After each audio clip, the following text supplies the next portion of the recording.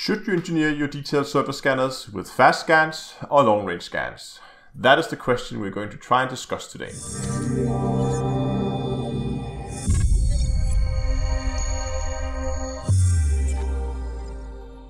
Hello ladies and gentlemen, and welcome back to Elite Dangerous with Down-to-Earth Astronomy. I often see this discussion pop up both in comment sections on the forums and the Reddit, pretty much everywhere where people who are passionate about exploration go. There's always someone arguing whether you should go with fast scans or long-range scans. So I decided to go out and give this a test. Now, I'm not gonna, spoiler alert, I'm not gonna be able to give you a you should always do this or that. This is very much gonna be one of those it depends on you, the type of exploration you're planning to do, how you like to explore. But what I am going to do is I'm going to present you the results of the tests that I've been running, and you can then, based on those results, you can hopefully then make an informed decision for yourself.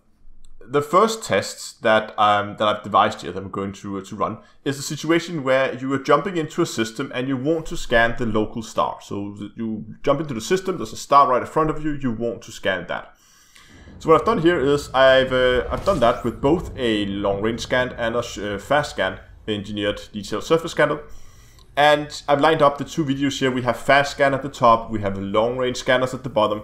We lined up the videos in such a way that the scan started at the exact same frame, and as you can see here, fast scans at the top was a lot quicker, almost twice as quick as the long-range scanners were here at the bottom. So if you, when you're out exploring, do a lot of, or have it as a habit to always scan the local star when you landed it anyway, then I would definitely think that over time you're going to save a lot of time by using fast scans, because again, you're going to save you, in this case it was 7 seconds, but they can depend on the star how much time it is, but you're definitely going to save a lot of time when you do that.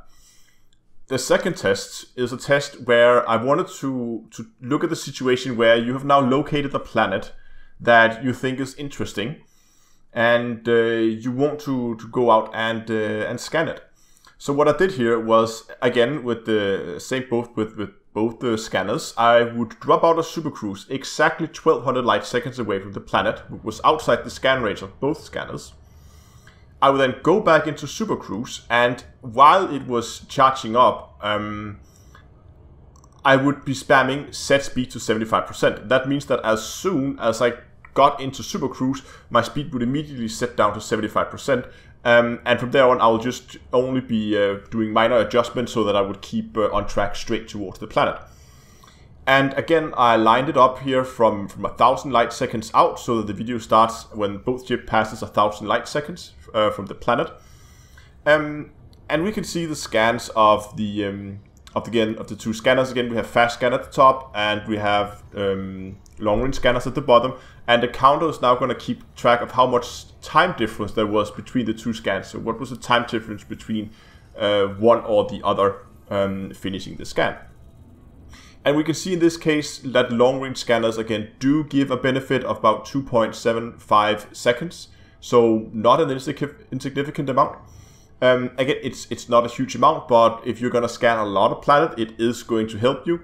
Of course, this is where in the situation where you were not in range of the planet beforehand. If you're scanning the planets close to the star, you might get different results, because again, you're going to be closer. So in that case, fast scans might be better.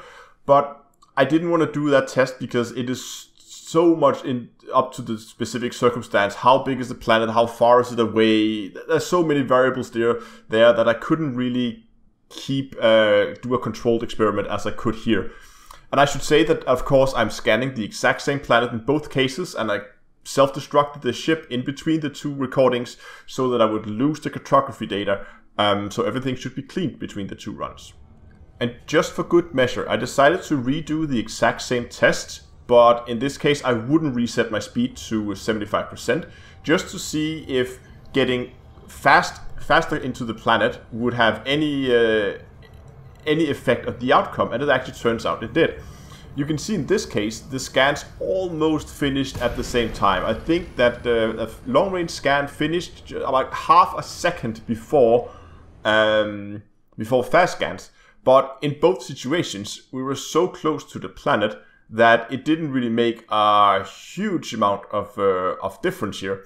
In both cases, I managed to evade it in one of the cases, but the other one I crashed straight into the planet, which was what I was aiming for. I was hoping to crash into the planet also the second run, but I missed. But the results are, pretty much still give us what we wanted. And we can see that in this case, again, long-range scanners have a slight advantage, but not a lot.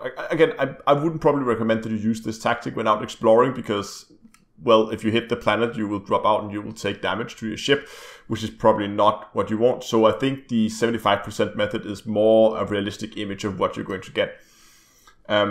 But it was just to see what would happen if you were, let's say, instead of approaching with 75, what would happen if you move up to 80 or to 90%? Would it have an effect?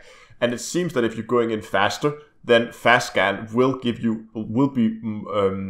more and more effective the faster you go. But even when going at full throttle, long range scanners would still be the fastest. So to conclude all this, if you're planning, if you're scanning the local stars a lot and only interested in scanning the very rare high-value planets, like when you find water worlds or Earth-like planets, then I would probably recommend that you go with fast scans, because then you're going to save a lot of time when scanning the local stars. Whereas if you like to fly around and have a look at the more of the planets anyway, so you're planning to scan a lot of stars or several planets in the same system, long-range scanners would probably be a better choice for you. So as you can see, it depends, and it's really up to you to decide which you think is best. But at least now you have the hard results from my test, so you can use that to hopefully make an informed decision on which engineering modifications you should put on your detailed surface scanners. So really hope you found this video useful. If you did, remember to subscribe to the channel, hit this video a like, and until next time, I will see you guys in space.